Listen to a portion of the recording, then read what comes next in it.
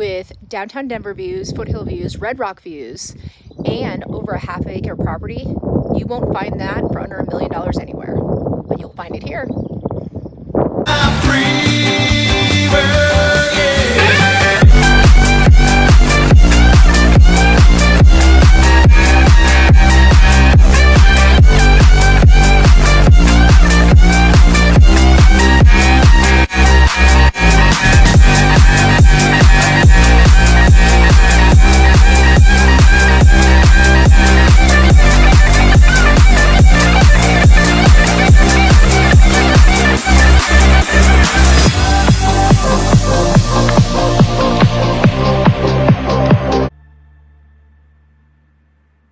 Are you interested?